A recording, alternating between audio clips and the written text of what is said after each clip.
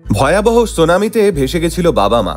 অনাথ মেয়েটাকে বড় করেছিলেন এই আইএএস অফিসার, আর আজ সেই মেয়েটাকেই কন্যা দান করে নিজে দাঁড়িয়ে থেকে বিয়ে দিলেন তিনি। আজকের গল্পটা শুরু করতে গেলে আমাদের পৌঁছে যেতে হবে 2004 সালে। সেদিন তারিখটা ছিল 26শে ডিসেম্বর।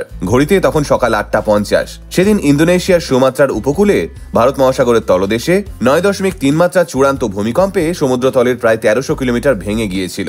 উত্তাল জলোচ্ছ্বাস কেড়ে নিয়েছিল অসংখ্য মানুষের প্রাণ আর আশ্রয়। প্রকৃতির সেই ভয়ঙ্কর তাণ্ডবলীলার সাক্ষী থেকেছে গোটা বিশ্ব। বাদ পড়েনি দক্ষিণ ভারতের তামিলনাড়ুও। প্রায় 150 মিনিটে 1800 থেকে 2000 কিলোমিটার বেগে চেন্নাইয়ে আছড়ে পড়েছিল সুনামির ঢেউ। পরিসংখ্যান জানিয়েছে তামিলনাড়ুতে সুনামির গ্রাসে মৃত্যু হয়েছিল প্রায় 7993 জনের, যার মধ্যে 6065 জন ছিলেন নাগাপাটিনাম জেলার। উদ্ধার পর্ব যখন চলছে পুরোদমে, তখন বিপর্যস্ত নাগাপাটিনাম জেলার কিচারাকুপ্পামের ধ্বংসস্তূপের পাশ থেকে হঠাৎই ভেসে আসে এক শিশুর আর্তনাদ। অবিশ্বাস্যভাবে সেদিন উত্তাল প্রকৃতির কোপ থেকে ঈশ্বরের অপার আশীর্বাদে বেঁচে গিয়েছিল এক শিশু কন্যা, নাম মিনা। উদ্ধার করা সকল শিশুদের মধ্যে সর্বকনিষ্ঠ ছিল মিনা।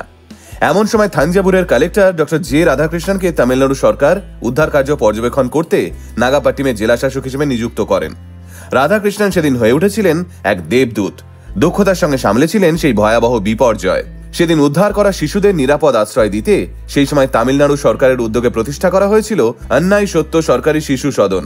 জানা যায় মিনাই শুধু নয়, সেদিন ভেলাঙ্কান্নি সমুদ্র সৈকত থেকে ভেলাঙ্কান্নি মন্দিরের সন্ন্যাসিনীরা উদ্ধার করেছিলেন আরেকটি বছর চারেকের শিশুকন্যা সৌম্যাকে। এরপর আন্নাই সত্য সরকারি চাইল্ড হোমই হয়ে ওঠে মিনা আর সৌম্যার ঠিকানা। হোমে থাকাকালীন একে অপরের বোন হয়ে ওঠে তারা। সেদিন দুই অনাথ শিশুদের নিষ্পাপ মুখের দিকে তাকিয়ে স্থির থাকতে পারেননি IAS officer doctor J Radhakrishnan আর তার স্ত্রী কৃতিকা দেবী। সৌম্যা আর মিনা ভয়ঙ্কর সুনামিতে সবকিছু হারালেও ভগবানের অশেষ আশীর্বাদে গড পেরেন্ট হিসেবে পেয়েছিল এই দম্পতিকে। বাবা মায়ের মতোই স্নেহ আর ভালোবাসা দিয়ে তারা আপন করে নিয়েছিলেন দুই শিশু কন্যাকে। পরে কাজের চাপ বাড়ে রাধাকৃষ্ণনের, এমনকি নিয়মানুসারে বদলিও হন অন্য জেলায়। কিন্তু রাধাকৃষ্ণন এবং তার স্ত্রী কৃতিকা দেবী মিনা আর সৌম্যার জন্য বরাবর যোগাযোগ রেখেছিলেন সরকারি সেই চাইল্ড হোমের সঙ্গে।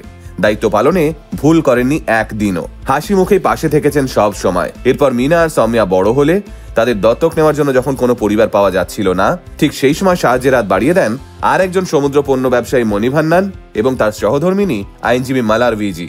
এনাদেরই সহযোগিতায় পড়াশোনা করেন সৌম্যা এবং আজ ডক্টর রাধাকৃষ্ণনের সহায়তায় নার্সিং পেশার সঙ্গে যুক্ত রয়েছেন সৌম্যা। সৌম্যার মতো মিনাও বেছে নিয়েছেন এই একই পেশা। 2022 সালে সৌম্যার বিয়ে হয়েছে টেকনিশিয়ান কে সুভাষের সঙ্গে। বর্তমানে সৌম্যা আর সুভাষ সারা নামের একটি কন্যা সন্তানের অভিভাবক। চলতি বছর মিনাও শুরু করেছেন তার নতুন জীবন। ব্যাংকে কর্মরত পি মণিমারানের সঙ্গে বিয়ে হয়েছে তার। শ্রী নেল্লুক্কাদাই মারিয়াম্মান মন্দিরেই বসেছিল সেই বিয়ের আসর। মিনার বিয়ে করার সিদ্ধান্ত শুনেই সপরিবারে হাজির হয়েছিলেন মিনার গডফাদার ডক্টর রাধাকৃষ্ণন এবং নিজের হাতে মিনাকে কন্যা দান করেছেন তিনি। মিনার বাবার অভাব মিনাকে তিনি টের পেতে দেননি।